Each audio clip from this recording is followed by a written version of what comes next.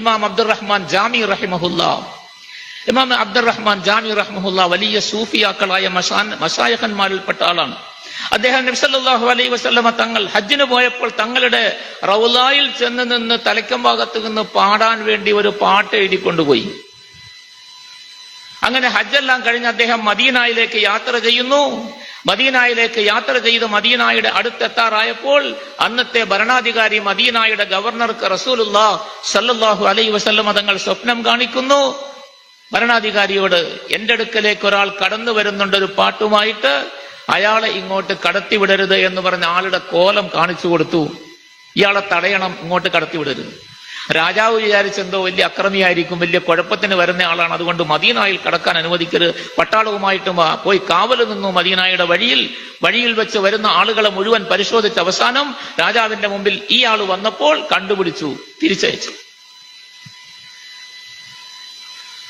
പിന്നെ അദ്ദേഹം മദീനയിലേക്ക് വരാൻ വേണ്ടി വേറെ വണ്ടിക്കാരെ കൂലിക്ക് വിളിച്ചു, ടാക്സിക്കാരെ കൂലിക്ക് വിളിച്ചു. അന്നത്തെ ടാക്സി ഒട്ടകത്തിന്റെ, അതിന്റെ പുറത്ത് കയറ്റി മറച്ചു കൊണ്ടുവരാൻ വേണ്ടി അദ്ദേഹം വന്നു. സല്ലല്ലാഹു അലൈഹി വസല്ലം തങ്ങൾ വീണ്ടും സ്വപ്നം കാണിച്ചു, ഇയാളെ തടയണമെന്ന്. രാജാവ് പോയി തടയുന്നു. നിവൃത്തിയില്ലാതെ മൂന്നാമത് അദ്ദേഹം ഒരു ഒട്ടക വണ്ടി വിളിച്ചു.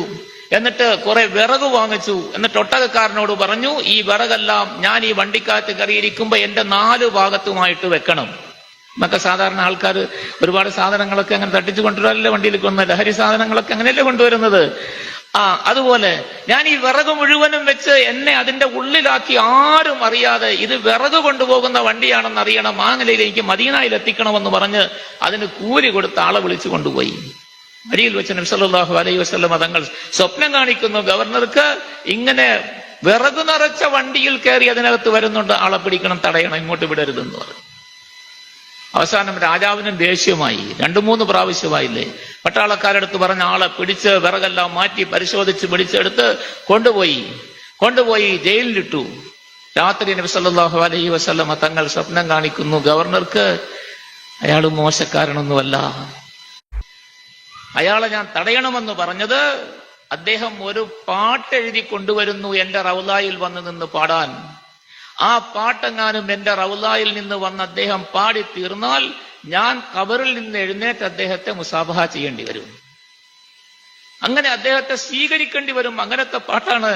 അതുകൊണ്ട് അത് ആളുകൾക്കിടയിൽ വലിയ പ്രശ്നവും കുഴപ്പവും ഉണ്ടാക്കും, ഫിത്ന ഉണ്ടാക്കും. അതിന് ഇടവരാതിരിക്കാൻ വേണ്ടി ഞാൻ തടഞ്ഞതാണ്, അല്ലാതെ ആള് മോശക്കാരനായിട്ടില്ല. രാജാവ് അന്വേഷിച്ച് വിളിച്ച് വലിയ ബഹുമാനത്തോടുകൂടി ആദരവോടുകൂടി ആ പാട്ട് വാങ്ങിച്ചു നോക്കിയിട്ട് രാജാവ് വലിയ ബഹുമാനവും ആദരവും ഒക്കെ നൽകി എല്ലാ സൗകര്യങ്ങളും ചെയ്തു. എന്താ വന്ന് പാടിയത്? സമഹ്ജൂരി ബറാമദ്ജാന ആലം തറഹം യാ നബിയല്ലാഹ് തറഹം നആഖിർ റഹ്മത്തുൽ ലിൽ ആലമീനി സമഹ്റൂമാൻ സറാ ഗാഫിൽ നശീനി. അദ്ദേഹം പേർഷ്യക്കാരനായിരുന്നു, അതുകൊണ്ട് പേർഷ്യൻ ഭാഷയിലാണ് പാട്ട് എഴുതി കൊണ്ടുവന്നത്. ഖബറിന്റെ അടുക്കൽ നിന്ന് പാടാൻ വേണ്ടി റൗളയുടെ അടുക്കൽ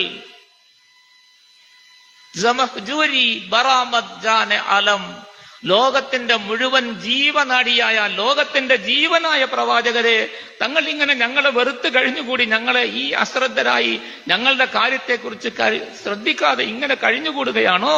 ഞങ്ങളോട് എന്താണ് ഇത്ര വിരോധം തങ്ങൾക്ക്? തറഹം യാ നബിയല്ലാഹ് തറഹം, ഞങ്ങളുടെ മേൽ കരുണ ചെയ്യണം, ഞങ്ങളുടെ മേൽ ദയവ് കാണിക്കണം. ഞങ്ങൾ എന്ത് പാപം ചെയ്തവരാണെങ്കിലും കുഴപ്പമില്ല. നആഖിർ റഹ്മത്തുൽ ലിൽ ആലമീനി തങ്ങൾ എന്തായാലും റഹ്മത്തുല്ലിൽ ആലമീൻ അല്ലേ, അള്ളാഹു തങ്ങൾക്ക് നൽകിയ പേരല്ലേ റഹ്മത്തുല്ലിൽ ആലമീൻ എന്ന്.